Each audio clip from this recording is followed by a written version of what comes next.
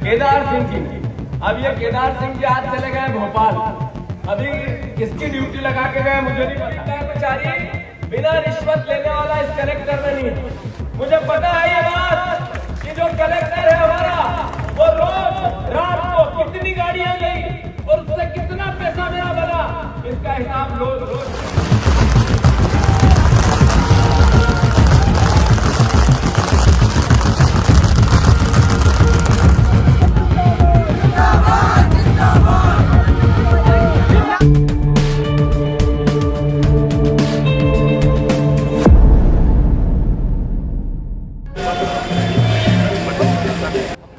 मध्य प्रदेश के शहडोल में गर्जी कांग्रेस जीतू पटवारी के नेतृत्व में विशाल जन आक्रोश रैली से हिला प्रशासन। मध्य प्रदेश के शहडोल जिले में बढ़ते अपराध, प्रशासनिक तानाशाही और जनहित के मुद्दों को लेकर के कांग्रेस ने एक विशाल जन आक्रोश रैली के जरिए अपनी शक्ति का प्रदर्शन किया। प्रदेश कांग्रेस के अध्यक्ष जीतू पटवारी के नेतृत्व में हजारों सैकड़ों कार्यकर्ताओं का हुजूम सड़कों पर उतरा, जिससे शहर का माहौल पूरी तरह से राजनीतिक रंग में रंगा हुआ नजर आया।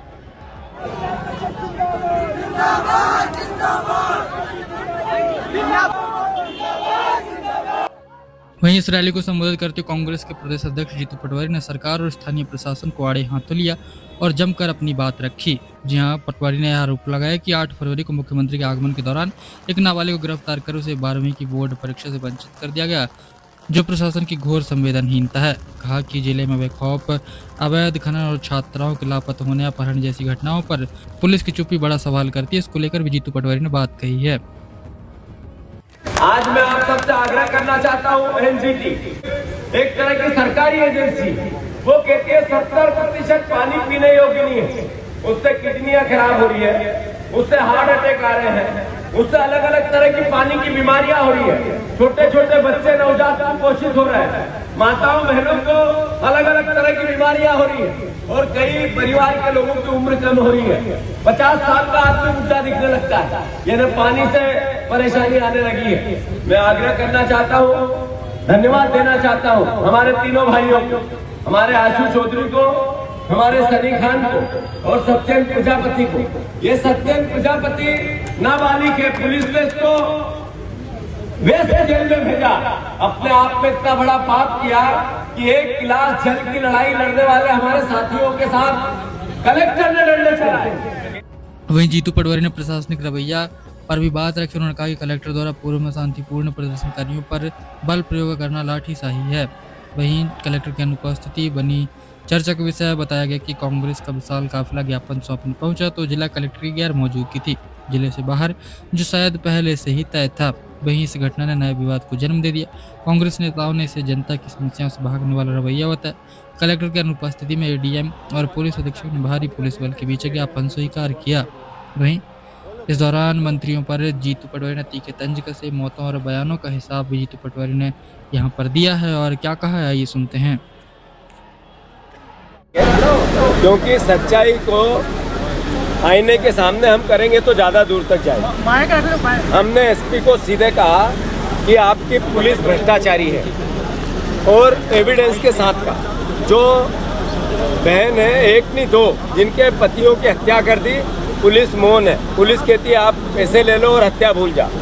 ये मोहन यादव जी का राज है। सबसे ज्यादा रेता यहाँ रेत माफिया है और बीजेपी के नेता उस रेत माफियाओं की हिस्सेदारी में 60% से ज़्यादा हिस्सेदारी रखते हैं। यहाँ पर कोयले की कालाबाजारी देश में सबसे ज़्यादा कहीं होती है, देश में सबसे ज़्यादा कहीं होती है तो मध्य प्रदेश में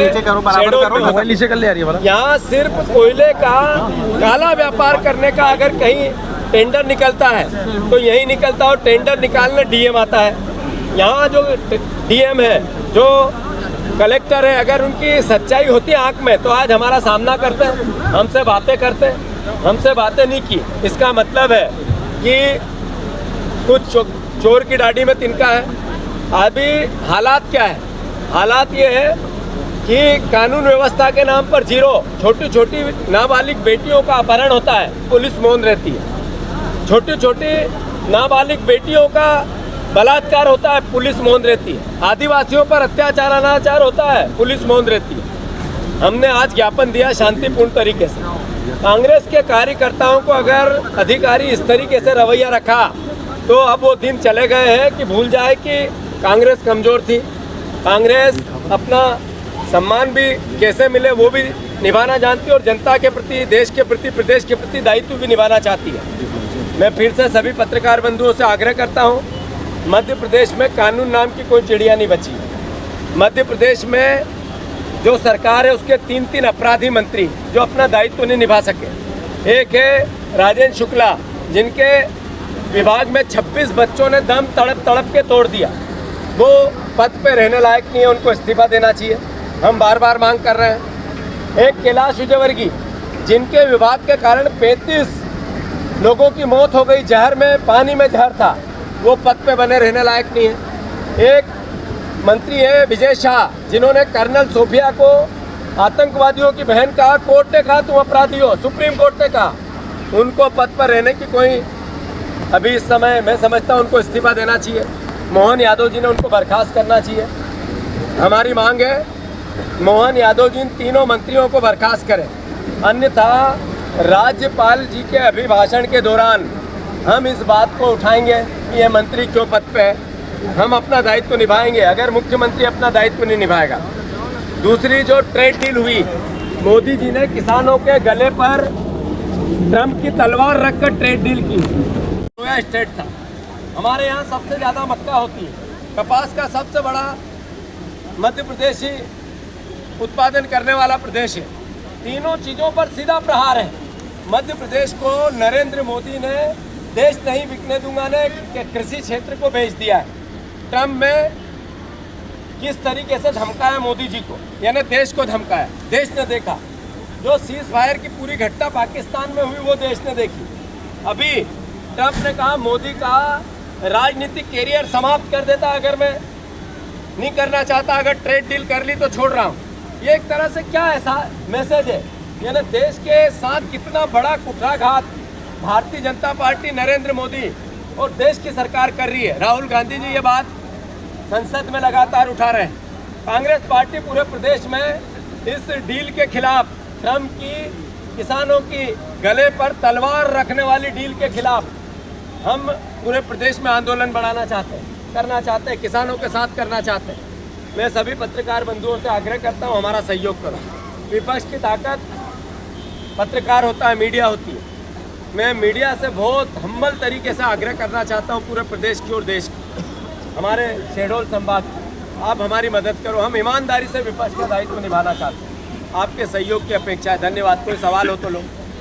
हाँ हाँ हाँ, जैसे आपने बोला कि मोदी सरकार में जो है सवाल आपके जिला अध्यक्ष और छोड़ दो भाई, क्या इतने मजबूत हैं, पाक साफ हैं, जो आप माफिया की बात करते हैं? मैं आप सबसे कहना चाहता हूँ, माफिया होता है।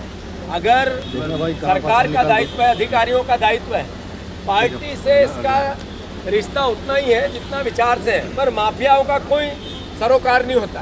कांग्रेस पार्टी सीधे कंसेप्ट के साथ ये कहना चाहती है कि पुलिस प्रशासन क्या कर रहा है। अगर उसको पता हो है कि इसकी गड़बड़ है तो इन्होंने क्यों आंखों में मिर्ची डाल रखी है, यही तो बात कहने आया हूँ।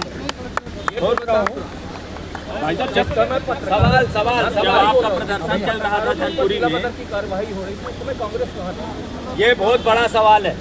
मैं सभी कांग्रेस के नेताओं से और कार्यकर्ताओं से कहना चाहता हूँ कि हमारे अपने पत्रकार हैं, ये लोकतंत्र का चौथा स्तंभ है। इन पर जब हमला हो, कांग्रेस के जब हम इनसे सहयोग मांग रहे हैं तो इनका भी सहयोग करें। जहाँ लोकतंत्र का चौथा स्तंभ सुरक्षित नहीं है, वहाँ लोकतंत्र सुरक्षित नहीं रह सकता है। ये भी इंसान है, इनकी मदद करनी चाहिए। और मैं पत्रकार बंधुओं से आग्रह करता हूँ, आप सीधे मुझे भी फोन लगा, अगर किसी पत्रकार पर किसी प्रकार का कोई घात होता है, मैं आधी रात को भी आपके लिए खड़ा रहूंगा। धन्यवाद। भाई साहब, शहडोल में जो पत्रकारों का जिला बदल हुआ पूरे प्रदेश में कहीं नहीं हुआ है। जिस समय कांग्रेस विरोध कर रही थी, भाई साहब